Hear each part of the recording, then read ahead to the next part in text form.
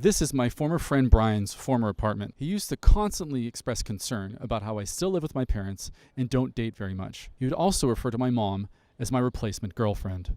We hung out way too often. I wasn't working at the time, and he was working very little. He exposed me to so much drama regarding his recent divorce, and I just felt like I could help him get out of this rut. Here I am at my friend Julia's house, where Brian had figured out that I was a 28-year-old virgin. When he figured this out, he asked me, why? I don't know. I mean, it's just like, well, I know why. Because I'm not a prude. I just don't like drama. We live in Winnipeg. It's incredibly small. It's basically like that one ad from the late 80s where there's that one girl eating popcorn next to her boyfriend. And then you hear, and it's in a movie theater, and you hear in the voiceover, if you've had unprotected sex with your partner, you've basically had sex with everyone they've ever had sex with. And the camera just pulls back, and then you see the entire audience eating popcorn, basically as a representation of the people that this woman has just had sex with. And plus, I've done things that other people haven't. I've seen Bjork 7 times. Who cares if I've never had sex yet? Then, he was imposing his standards onto me so much that I started believing them and figuring that, like, what was making me happy wasn't the right thing. It was almost like George Costanza when he had that non-sexual crush on the mountain climber.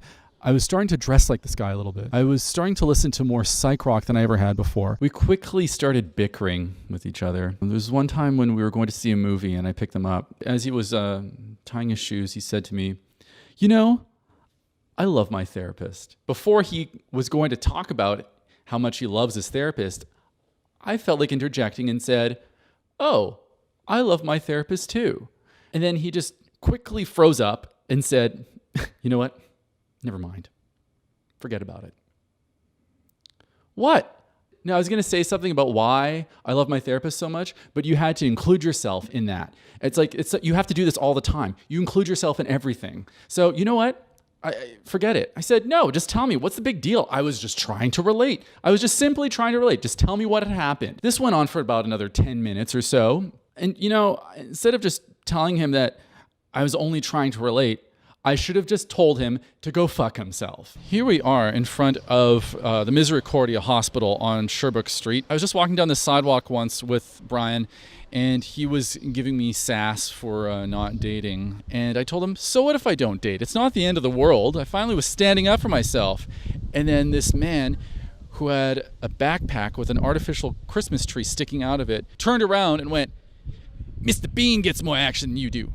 Pee Wee Herman gets more action than you do. And he just went on his way. And I thought, it's true. Mr. Bean had a girlfriend. Pee Wee Herman had a girlfriend, but not really. They did have more action than I did. I won't get into the details why it happened, but a close female friend of mine had approached me and suggested that,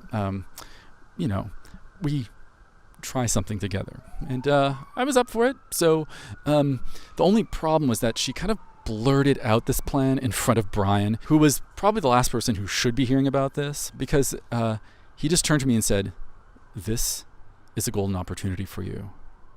He kind of tagged along after hearing about that. So we ended up at her apartment, and it's the three of us. I must say that he and I did not do anything together. Just so you know, I think my knee touched his, but that's merely consequential. I mean, come on. Brian put on Devo's Freedom of Choice, which is probably the last record you want to have sex to. It's a good pop album, but it's a little weird. After hearing the songs Girl You Want, Snowball, Whip It, the song Freedom of Choice came on. But because it was a dirty record, like the vinyl itself was filthy, it began to skip on the line Freedom of Choice. So I'm kind of like this. I don't know. I'm not going to try to describe what's happening, but I was like this. And it happened. Freedom of choice, freedom of choice, freedom of choice, freedom of choice. And I realized this is a terrible idea. I have to get out of here. So I'm like this. And then I get up, I frantically put on my clothes. Everyone else is going, what's happening? Like, I don't know. I gotta go. Freedom of choice, freedom of choice, freedom of choice, freedom of choice. And I just bolted.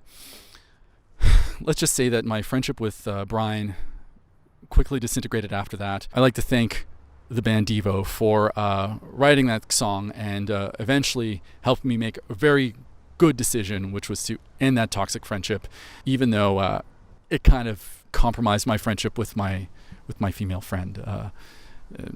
She was a little bit insulted, but we got over it. Things are much better now.